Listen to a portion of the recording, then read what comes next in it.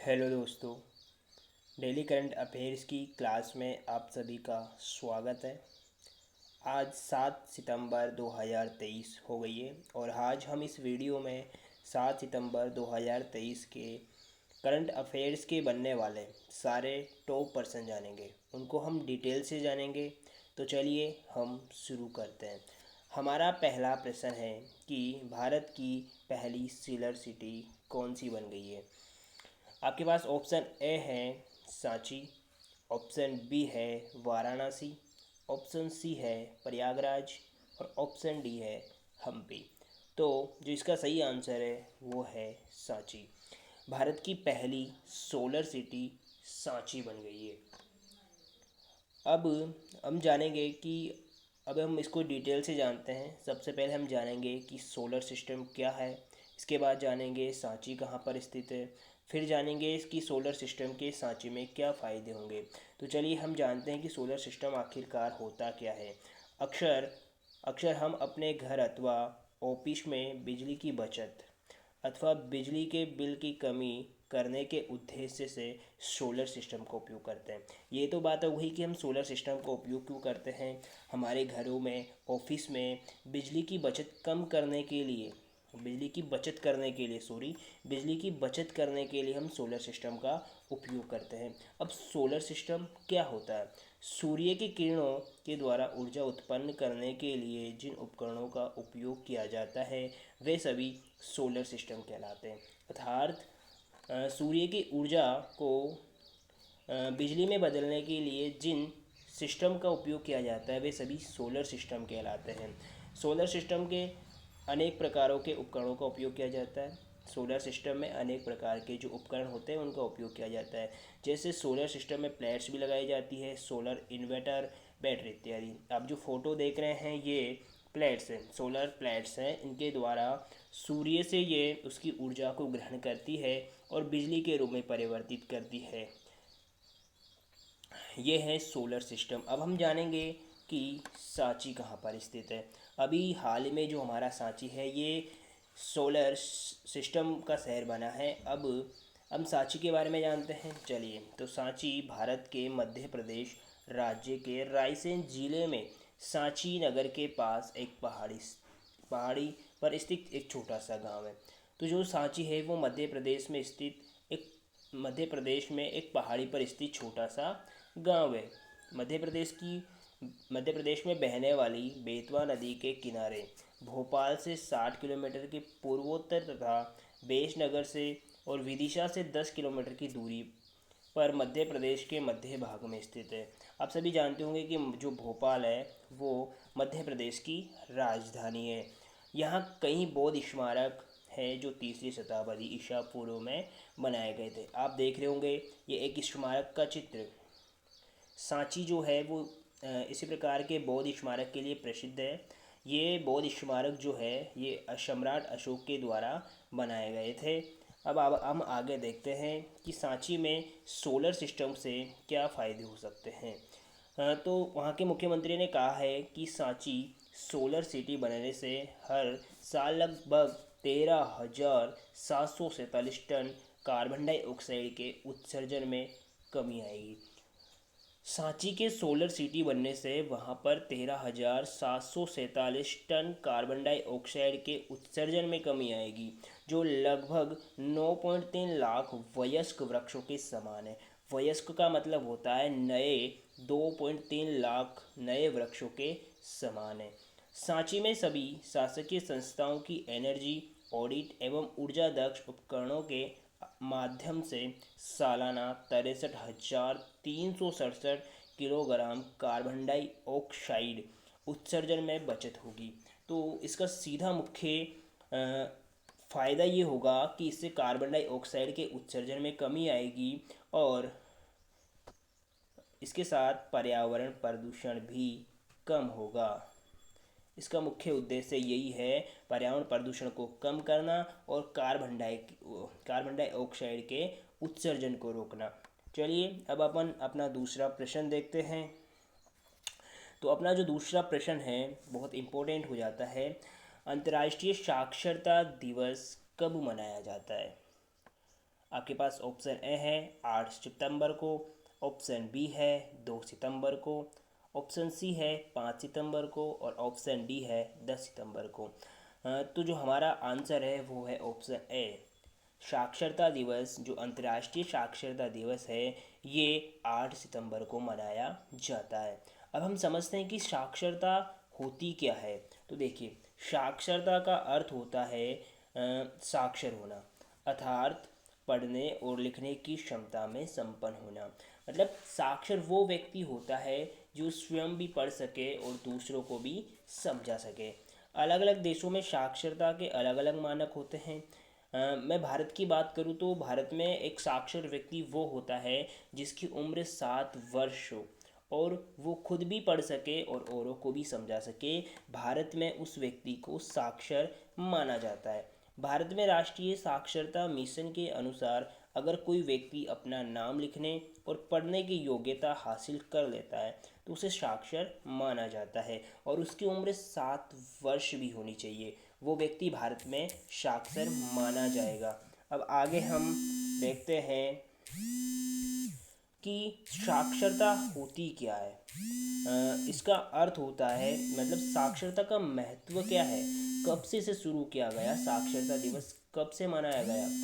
तो हम देखते हैं कि इसका अर्थ होता है शिक्षित होना। साक्षरता का अर्थ क्या होता है? शिक्षित होना।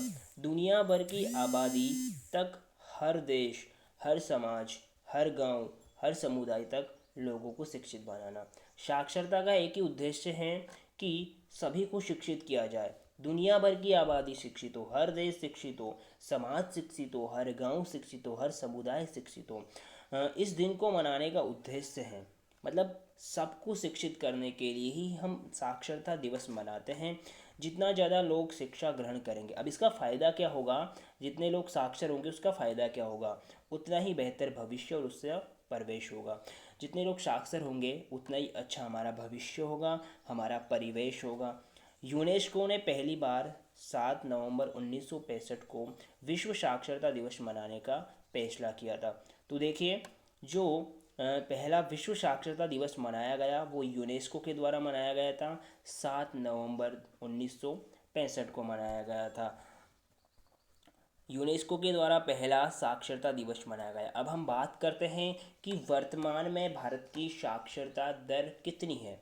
तो अगर भारत की साक्षरता दर की बात करें तो भारत की कुल साक्षरता दर 77.70% है। ये 2021 और 2022 के अनुसार है। ये टोटल मिलाकर है 77.70%। और यह महत्व सुधारों और नीतियों की एक बहुत लंबी अवधि के बाद हासिल किया गया है। अभी तो जो हमारी साक्षरता दर है वो 77.70% है, किंतु देखिए, वर्ष 1947 में जब भारत को आज़ादी मिली थी तब साक्षरता दर निराशाजनक थी। कुल जनसंख्या का केवल 18% ही साक्षर था। अभी 77 हो गया है, तो मतलब हमने बहुत विकास किया है साक्षरता दर में और हमारी जो साक्षरता दर है वो बहुत ज़्यादा बढ़ी है। मैं आपको बता दूं कि वर्तमान में सबसे अधिक साक्षरता दर केरल राज्य की है। केरल राज्य साक्षरता दर में सर्वोत्तम है। वहाँ के अधिकतर जो नागरिक हैं वो साक्षर हैं और ये केवल केरल में नहीं, हर जगह साक्षर होना चाहिए, तभी हमारे देश का भविष्य अच्छा होगा, हमारा देश विकास के तौर पर आगे बढ़ेगा। तो ये था हमारा साक्षरता दर, जो कि हमने आपको अच्छे से समझाने की कोशिश की। अब हम चलते हैं अपने अगले प्रश्न पर। तीसरा प्रश्न है कि 43वें आसियान शिखर सम्मेलन का आयोजन कहाँ पर किया जा रहा है। अभी जो आसियान शिखर सम्मेलन होगा उसका आयोजन हो रहा है, उसका आयोजन कहाँ पर किया जा रहा है। आपके पास ऑप्शन है भारत, ऑप्शन बी है न्यूजीलैंड, ऑप्शन सी है जकार्ता और ऑप्शन डी है कोलंबिया। तो जो इसका सही आंसर है वो है जकार्ता। अभी इंडोनेशिया जो है जकार्ता, इंडोनेशिया का जो जकार्ता है वहाँ पर आसियान शिखर सम्मेलन का 43वां आसियान शिखर सम्मेलन हो रहा है। अब देखिए, हम बात करते हैं तो आसियान शिखर सम्मेलन की आसियान समूह की स्थापना कब हुई थी? तो देखिए, आसियान समूह की स्थापना 8 अगस्त 1967 को थाईलैंड की राजधानी बैंकॉक में हुई थी। सबसे पहली बात कि आसियान समूह की स्थापना कब हुई? 8 अगस्त 1967 को हुई थी। कहाँ हुई थी? थाईलैंड की राजधानी बैंकॉक में हुई थी। अब इसके संस्थापक देशों की बात करते हैं हम। इसके संस्थापक देश हैं Thailand, Philippines, Indonesia, Malaysia, Singapore ने मिलाकर की थी। ये तो इसके संस्थापक देश हैं। लेकिन अभी आसियान जो समूह है इसमें अन्य देश भी मिलाकर, कुल मिलाकर इसमें 10 देश शामिल हो चुके हैं। हम उनको बाद में जानेंगे। सबसे पहले हम जानते हैं कि आसियान जो है इसकी फुल फॉर्म क्या होती है। इसकी फुल फॉर्म होती है association of south east Asian Nations. ये इसकी फुल फॉर्म हो गई। अब हम आगे जानते हैं कि आसियान समूह के आखिरकार स्थापित करने के उद्देश्य क्या थे। आसियान जो समूह है इसको स्थापित क्यों किया गया?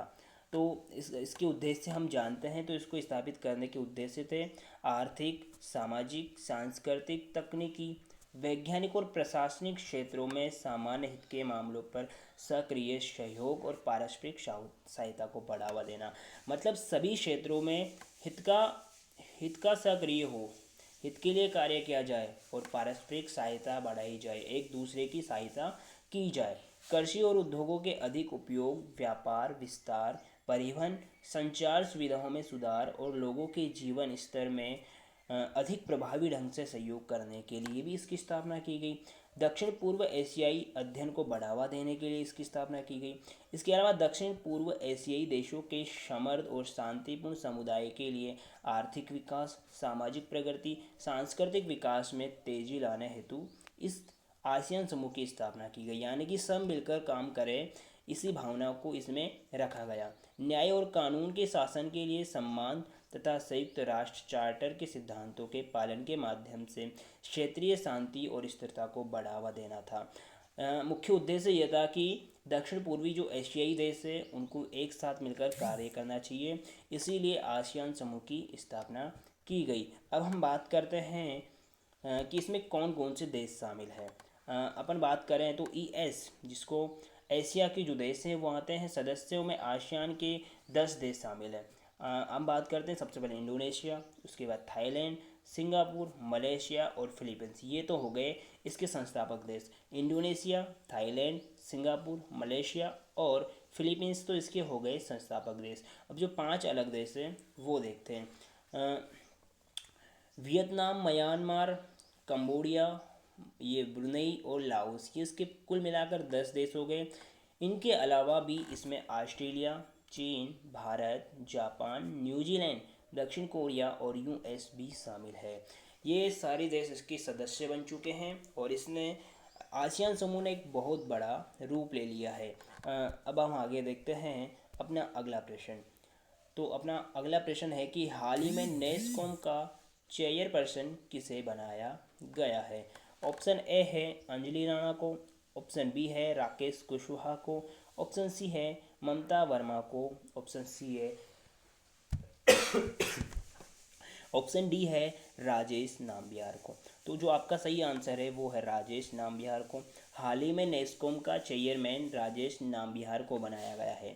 अब हम सबसे पहले जानेंगे कि नेस्कॉम की फुल फॉर्म क्या होती है। तो नेस्कॉम की फुल फॉर्म होती है national association of software and services company. इसकी फुल फॉर्म होती है। अब ये कंपनी देखिए एक गैर लाभकारी इंडस्ट्रीज एसोसिएशन है। भारत में 180 बिलियन डॉलर के बीपीएम उद्योग के लिए शीर्ष निकाय है। यानी कि ये भारत में अधिकतर जो उद्योग होती है उनको कार्य करती है। आगे देखते हैं नेस्कॉम के बारे में जानते हैं। नेस्कॉम कंपनी के बारे में जानते हैं। नेस्कॉम एक गैर लाभकारी इंडस्ट्रीज एसोसिएशन भारत की 180 बिलियन डॉलर के आईटी बीपीएम उद्योग के लिए शीर्ष निकाय है। एक ऐसा उद्योग है जिसने भारत के जीडीएफ, सकल घरेलू उत्पाद, निर्यात, रोजगार, बुनियादी ढांचे और वैश्विक दृश्यता में अभूतपूर्व योगदान दिया है। भारत में यह उद्योग निजी क्षेत्र में सबसे अधिक रोजगार प्रदान करता है। जो ये नेस्कॉम होता है ये रोजगार प्रदान करता है, भारत के विकास में एक महत्वपूर्ण भूमिका निभा रहा है। अब हम अगले प्रश्न की बात करें तो कि G20 सम्मेलन की जानकारी प्रदान करने के लिए किस ऐप को लॉन्च किया गया है।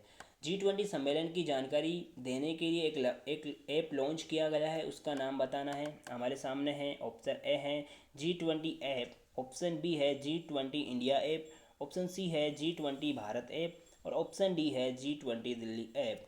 तो जो इसका सही आंसर है वो है G20 इंडिया ऐप। आप अब सोच रहे होंगे कि इसका नाम G20 भारत ऐप क्यों नहीं रखा। यह भी मुद्दा चल रहा है कि इंडिया की जगह नाम भारत होना चाहिए हर जगह, लेकिन जो सरकार करती है वो हमारे लिए हित में ही होता है। तो इसका जो सही आंसर है वो है G20 इंडिया ऐप।